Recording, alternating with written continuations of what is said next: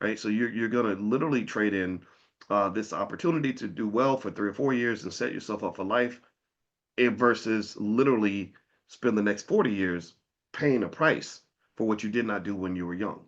And this there's a term for that. They call it hyperbolic discounting. It's where you are so focused on the present, you're not conscious. It's a lack of consciousness. You're so focused on the moment that you can't see the future.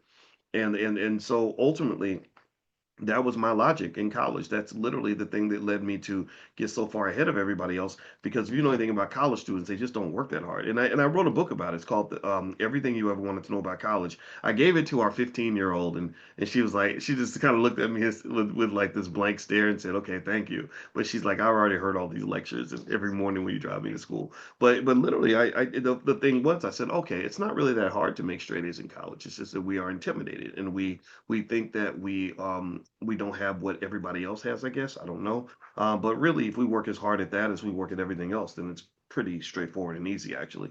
And I wrote the book because I was like, okay, now that I'm a professor, because I was on the faculty at Syracuse, I was like, I'm just going to share everything I know from the perspective of a professor.